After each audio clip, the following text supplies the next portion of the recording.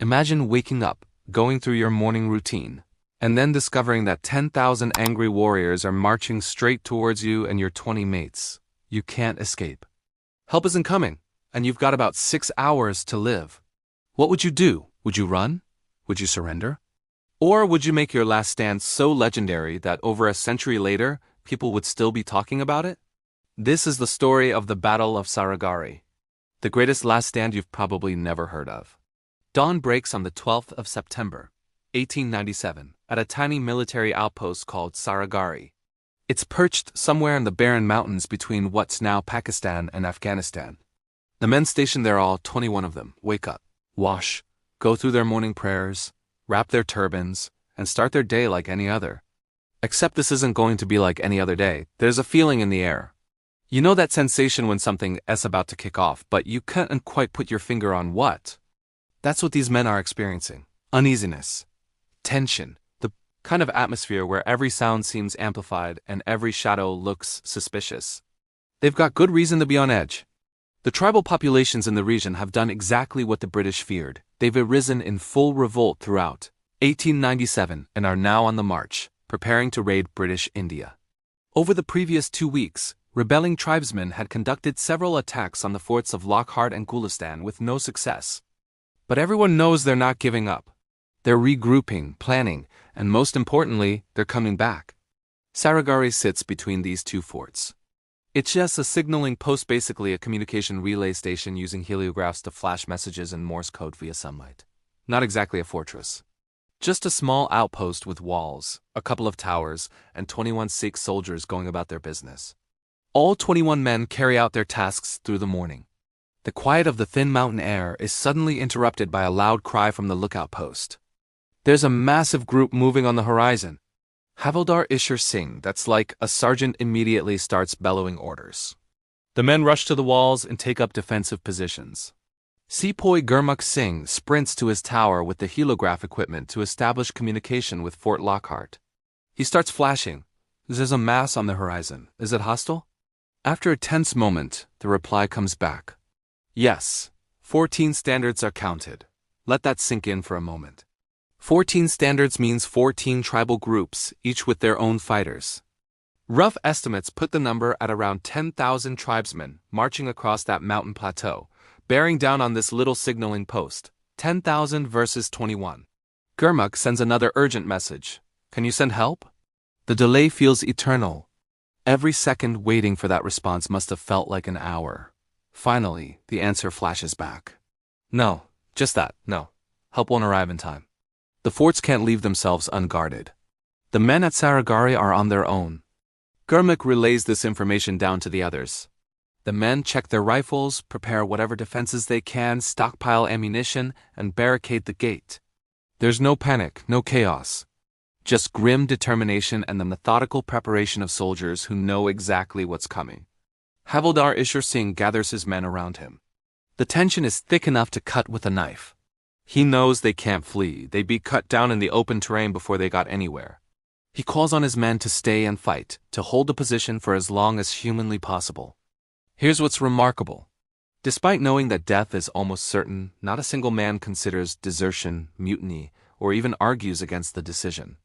They're calm, collected, resolved. Looks like we won't make our way out of this one, men, Ishar says simply, but he knows his soldiers will do their duty. It's not blind obedience or foolish bravery.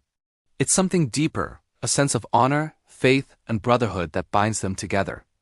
Gurmukh Singh returns to his signaling tower and tells Fort Lockhart that they hold the line as long as they can to buy time for the forts to call in reinforcements and prepare their defenses. Throughout the entire battle to come, Sepoy Gurmukh will remain in that tower, signaling events minute by minute to Lieutenant Colonel John Houghton at Fort Lockhart. Write it down. The lieutenant orders. Everything needs to be recorded. Trumpets blare in the distance. The sound of the massed tribes grows louder. Their banners flutter in the mountain wind as they march to confront this tiny outpost. Ishar directs his men to the ramparts. They grip their rifles tightly, watching as the tribesmen form up just outside rifle range. There's a loud cry and a wave of fighters charges at the rampart. Rifles crack. The Sikhs begin unloading their weapons into the crowded mass bearing down upon them. The attackers rush forward, trying to scale the walls whilst others fire small arms to suppress the garrison. The disciplined fire from the Sikh troops breaks the first wave. Bodies fall. The attack falters. But they're like the sea, these tribesmen. They roll back, regroup, and then crash forward again with even greater strength. 20 rifles versus 10,000 warriors. The mathematics are brutal. They reform and launch a second wave. Tribesmen fall one after another to the Sikhs' fire. The ground in front of the wall begins filling with the dead. But this time, a bullet from one of the attackers' rifles finds its mark, striking Sepoy Bhagwan Singh. He falls on the spot, the first casualty amongst the desperate, heavily outnumbered defenders. Naik Lao Singh, though seriously wounded himself, helps another soldier remove Bhagwan's body and place it inside the inner wall. Lao tries to return to the fight but collapses. Each Sikh lost isn't just a decrease in manpower. It's the loss of a friend, a brother in their shared faith. The second wave continues rushing the post. Some attackers make it to the base of the wall and attempt to scale it. The Sikhs force them down at bayonet point, brutal, close-quarters fighting where you can smell your enemy's breath. Some tribesmen find a blind spot in the corner of the wall and manage to breach the outer defenses. But the Sikhs, having just repelled the main assault, are ready. A fierce melee erupts. Knives, swords, bayonets, and rifle butts crash together. Blood flows. The valiant Sikhs, though heavily outnumbered, kill all the enemies who breach the post and achieve a brief respite as the rest regroup outside. During this short lull, the men tend to their wounded and briefly mourn their fallen comrades. Then they hear shouts from outside the walls. The tribal leaders are calling on the remaining Sikhs to surrender, promising safety, offering bribes of wealth and status if they'll just abandon the position. Not a single man even considers it. They're determined to fight to the death right here, right now. As the afternoon sun beats down, smoke begins filling the air. The attackers have set fire to the brush around the post. The Sikhs peer out, trying to see their foes through the thick gray smoke. Then the signalman shouts. The neighboring fort has flashed a dire warning. From their elevated position, they've spotted a large mass of tribesmen using the smoke as cover to approach a blind side of the signaling station. They've breached the first wall. Havildar Ishar Singh orders some of his men to defend the breach as enraged fighters rush at the gate, breaking it down. Another brutal melee erupts. The Sikhs prove their mettle as tribesmen after tribesmen fall to their cold steel. Though the enemy suffers heavy losses, the numbers begin taking their toll. Each Sikh soldier sells his life dearly, slaying dozens for every defender that falls.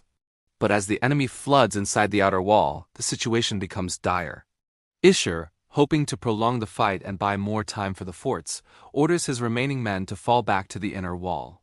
To cover his men's withdrawal, the gallant Havildar, seriously wounded and bleeding profusely, bellows a piercing battle cry and charges forward with sword and pistol in hand at the stunned attackers. For a few valiant seconds, he cuts down man after man. Then he's overwhelmed. His blood stains the rock. But his sacrifice means fewer than a dozen Sikhs have successfully formed a second defensive line on the inner wall. They fire into the crowd. The density of attackers ensures almost every shot strikes. Someone down. The gate is slammed repeatedly by the fiercely determined warriors and finally crashes down with a resounding bang. Knowing the end is near, the few remaining Sikhs rush to meet the charging attackers. A final bout of bloody hand-to-hand combat begins. The Sikhs fight harder than they have all day, but one by one the tribesmen strike them down in exchange for more of their own dead. Until there's only one Sikh defending soldier left.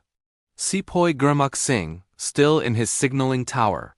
Throughout the entire fight, Gurmukh has never left his post. He's signaled every detail to Fort Lockhart, keeping them informed minute by minute. Now he sends one final message. Permission to take up my rifle.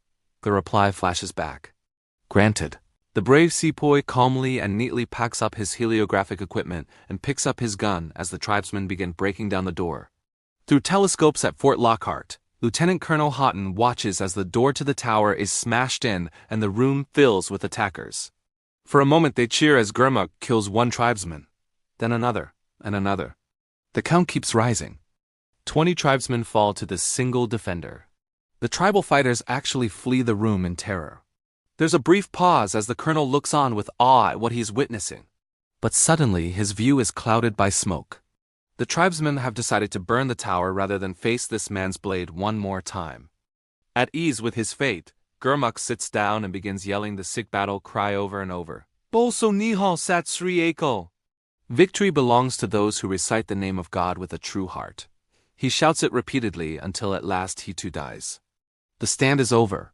The post has fallen. The valiant 21 Sikhs lasted for 6 hours. 6 hours against 10,000. In that time, the forts called in reinforcements and prepared their defenses. The next day, those reinforcements arrived and forced the tribesmen out of Saragarhi and the surrounding area. The sacrifice of those 21 Sikhs saved the forts and potentially prevented a much larger disaster. When British troops entered Saragarhi to retake it, they found the bodies of the 21 Sikhs. According to some reports, over 600 tribesmen lay dead around them, 600 from 21 defenders. For their actions on the 12th of September, 1897, all 21 Sikh warriors were posthumously awarded the Indian Order of Merit, at that time, the highest award for gallantry available to British Indian soldiers. It was the first time in history that every single member of a unit won gallantry awards for a single battle. Queen Victoria herself said, "It is no exaggeration to record that the armies which possess the valiant Sikhs cannot face defeat in war." The 21 Sikhs cemented their place in history by fighting one of the greatest and most epic last stands ever. Today, the Indian Army, Z's 4th Battalion of the Sikh Regiment commemorates the battle every year on the 12th of September as Saragarhi Day. So why don't more people know about this?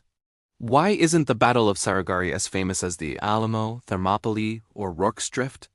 That's a complicated question involving historical narratives, colonial perspectives, and which stories get amplified in popular culture.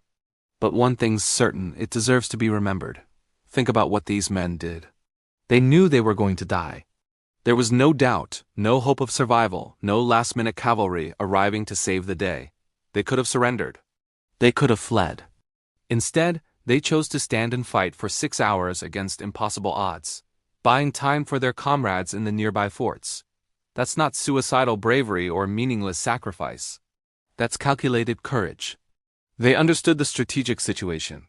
By holding Saragarhi, they prevented the tribesmen from immediately attacking the more important forts. They gave those forts time to prepare and call for help. Their deaths served a purpose, and they knew it. And here's what gets me. Throughout the entire battle, these men maintained discipline and cohesion. There's no record of panic, no breakdown of order, no every man for himself chaos. They fought as a unit, covering each other's withdrawal, tending to their wounded, and maintaining communication with their command. That level of professionalism, under such horrific circumstances, is genuinely extraordinary. Sepoy Gurmukh Singh's final stand is particularly poignant. He stayed at his post signaling until he was literally the last man alive, then calmly packed up his equipment before taking up his rifle. Even facing certain death, he maintained his composure and discipline. That's the kind of courage that transcends time, culture, and circumstance. The Battle of Saragarhi isn't just a military story. It's a story about human courage, about sacrifice, about men who faced impossible odds and chose to stand firm anyway. It's about the bonds between soldiers and the power of shared faith and purpose. It's about making your life mean something, even or especially in the moment of your death. These weren't superheroes or mythical warriors. They were regular soldiers doing their duty under extraordinary circumstances. And that somehow makes their story even more powerful. If you found this story as moving and incredible as I did, hit that like button. Subscribe for more deep dives into forgotten battles and overlooked heroes who deserve recognition. Drop a comment below, had you heard of the Battle of Saragarhi before? What other last stands throughout history should we explore? There are so many stories like this that deserve to be told and remembered. Until next time, remember the 21. Remember that courage isn't the absence of fear, it's acting despite it. Remember that sometimes, standing your ground when everything screams at you to run is the most human thing you can do. The men of Saragarhi stood their ground. And history will never forget them.